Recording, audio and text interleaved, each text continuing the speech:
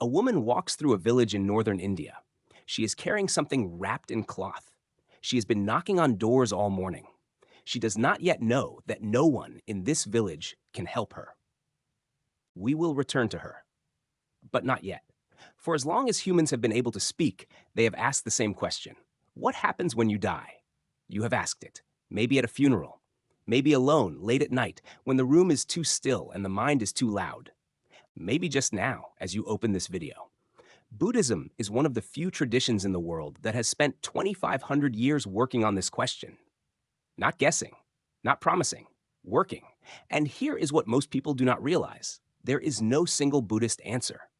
Different traditions answer differently. Theravada has one view, Mahayana has another. Vajrayana goes further still. Pure Land takes a different path. Zen rejects the question entirely. The differences matter. We will walk through them carefully. We will not blend them. Each tradition will be named. But before we look at the answers, we have to look at the question. Because the question contains a hidden mistake. The question assumes there is a you, fixed, single, owned by you, who will undergo whatever happens. The Buddha spent 45 years teaching people that this assumption is not what they think it is. This is not about heaven. This is not about hell. This is not about a soul leaving a body. This is about looking at what is actually happening when a life ends. And before we look at that, we have to look at what is actually happening while the life is still here. Stay with me. This goes somewhere quiet, but it goes there carefully. Before answering what happens when you die, Buddhism asks a stranger question. What exactly is the you are worried about? You assume there is a single, continuous owned self that has been you your whole life. The you that woke up this morning is the you that turned 8 years old in a school photograph. Same person, same self. The Buddha did not deny that there is a continuity. He denied that the continuity is what you think it is. The Pali word is Anatta. It is sometimes translated as non-self, sometimes as not self. It does not mean you do not exist. It means the you assume is fixed is not actually fixed. Look at the 8-year-old in the school photo. The cells in that body are gone. The thoughts that filled that mind are gone. The fears, the favorite songs, the imagined futures, gone, replaced, rearranged, same stream, different flame. And here is where a monk named Sati made a mistake that the Buddha had to correct publicly. In a discourse from the Pali Canon, Majjhima Nikaya 38, Sati told the other monks that consciousness was a single thing that travels from one life to the next, like a passenger changing trains. Same passenger, different train. The Buddha heard about it and called Sati in. Foolish man, when have I ever taught such a thing? The correction is important because most people, when they hear about rebirth in Buddhism, imagine exactly what Sati imagined. A small inner traveler hopping from life to life. The Buddha rejected this, not gently, publicly, with force. So what is being taught instead? The teaching is called Citta Santana. It means mind stream. Picture a candle flame at the end of its life. Just before it goes out, it lights the next candle. The new flame is not the old flame. The atoms are different. The moment is different. But the second flame would not exist without the first. That is the model. No traveler, no soul. Just conditioning. Each moment of mind conditions the next. At the end of a life, the final moment of consciousness conditions the next moment of consciousness, somewhere else, in some other form. The technical Theravada terms are Kudicitta, the death consciousness, and Padasandhicitta, the rebirth-linking consciousness. The full mechanism is laid out in the Visuddhimagga, written by the monk Buddhaghosa in 5th century Sri Lanka.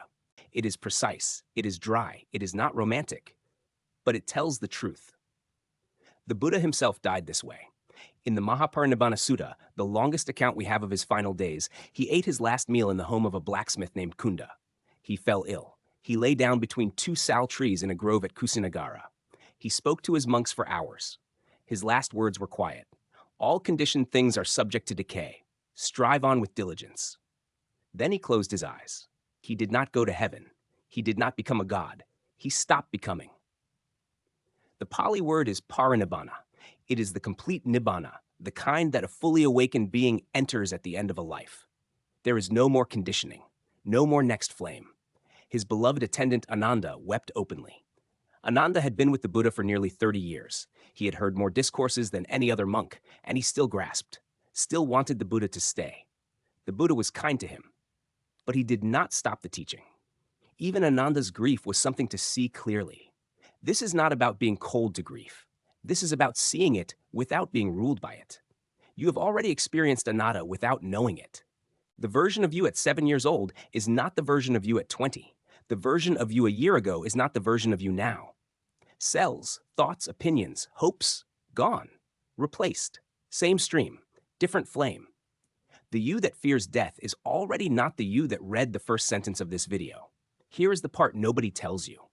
If the you is already changing constantly, then the you that will die is not as solid as you think. That does not erase death. It does not make grief unreal. It does not promise comfort, but it changes what we are actually talking about. If you are still here, you already know this is not a comfortable subject. We have looked at the question. Now we look at the answers. 4 traditions, 4 different views. We will not pretend they agree. We will not pretend they conflict more than they do. Each will be named clearly.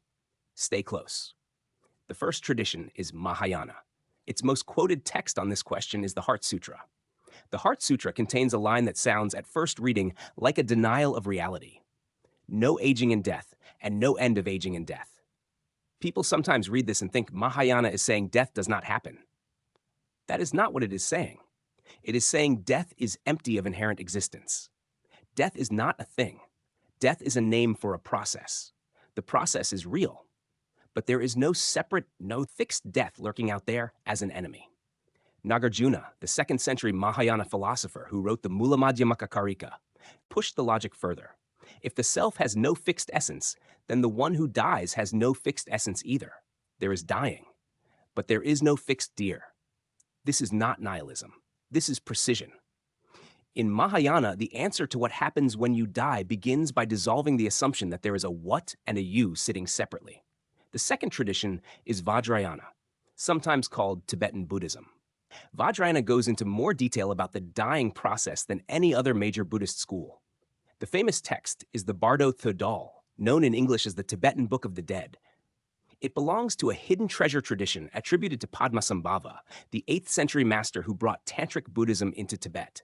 The Sanskrit word is Bardo. It means intermediate state, a gap, a between.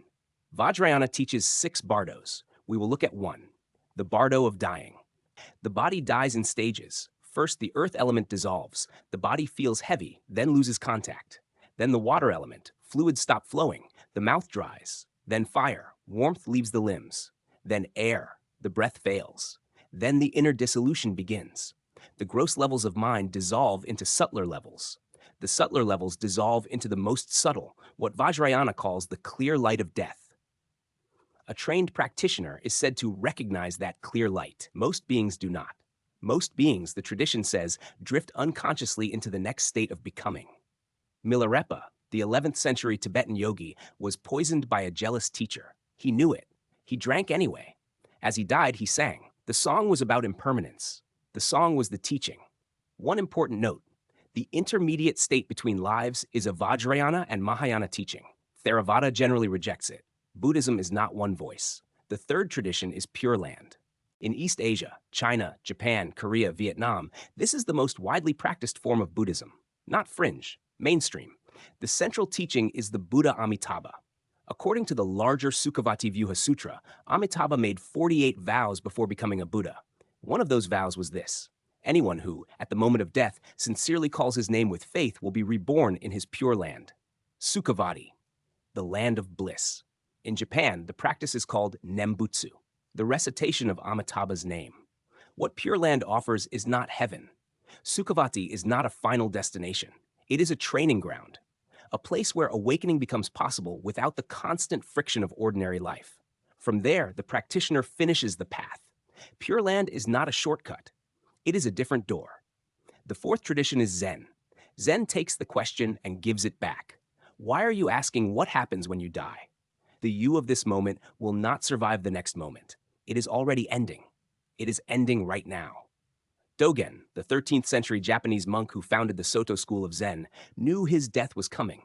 He did not retreat into ceremony. He walked the room. He recited verses on impermanence. Then he sat in zazen, the still-seated meditation that defined his teaching, and died sitting upright. Huineng, the sixth Zen patriarch, wrote in the Platform Sutra a single instruction that runs through all of Zen. See your nature. If you see your nature now, the Bardo question dissolves. The Pure Land question dissolves. Every question dissolves into the seeing. Zen does not deny the other answers. It just suspects you are using them to avoid the moment that is actually here. Now we return to the woman walking through the village. Her name is Kisa Gotami. In the Pali Canon, she is a young mother in Savatthi. Poor, married into a family that did not respect her. She had one child, a son. She loved him in the way that someone with one source of joy loves the one thing that justifies her life. The child died. She refused to accept it. She picked him up. She wrapped him in cloth. She carried him from house to house, asking for medicine. Someone, kindly or impatiently, told her to go to the Buddha. He was nearby. He could help. She came to him with the body. She asked for medicine. The Buddha did not deny her grief. He did not tell her to be calm. He did not give her a lecture on impermanence. He gave her a task. Bring me one mustard seed. Just one. But it must come from a house that has never known death. She left, hopeful. The first house, an old woman opened the door and listened. Yes, she had mustard seeds, but her husband had died last year. The second house, a young woman opened the door. Her father, the third. Their daughter, the fourth. A brother. By the time the sun was low, Kisa Gotami had walked 100 doors. She had 100 stories. She had no seed.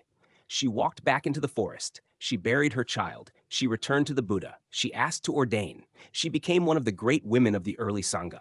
Not because she felt better, because she became someone who no longer needed the seed. This is the part of the Dharma that the brochures cannot capture. You may have already walked Kisa Gotami's village. You may have walked it in a hospital waiting room, in the chair you sat in at the funeral, in the phone call no one wanted to take, in the moment you realized the person was not coming back. Every viewer of this video has walked some version of it. This is not afterlife shopping. This is not avoiding the body's end. This is not pretending nothing has changed. This is learning to see what is actually happening while it is happening. Across the four traditions, the foundation is the same. The deer is not what you think. The dying is not separate from the living. The fear of death is the same fear, in a different costume, as the fear of losing anything you do not want to lose. King Bimbisara, one of the early patrons of the Buddha, was killed by his own son. The early Buddhist commentaries treated his death as karma ripening, old conditions returning, not divine sentencing. Karma in Buddhism is not a judge. It is a pattern. The pattern was set long before, and the pattern came around. The same is true for every life that ends. There is no judge. There is only what was already in motion. If you only meet death at the door, you will arrive unprepared. If you meet it now, in the small endings of every day, in the closing of conversations, in the seasons that turn, in the older self you are quietly leaving behind, you will already know how it works. And this is the part most often missed. The Dharma does not save you from dying. It changes the one who arrives. 3 things to take with you. First, there is no single Buddhist answer to what happens when you die. There are 4 serious answers from 4 traditions, each careful, each different. They share one foundation. The deer is not what you think. Second, the version of you that fears death is the same version that grasps in life. Loosening one loosens the other. You do not prepare for death by thinking about death. You prepare by paying attention to the small endings, a conversation closing, a season changing, an old self letting go. Third, Kisa Gotami did not find peace by finding the mustard seed. She found peace by becoming someone who no longer needed it. That is what the Dharma actually offers, not a destination, a change in the one who arrives. Which tradition's answer felt closest to your own quiet sense of what happens? Tell me below. I read the comments. And one last thought.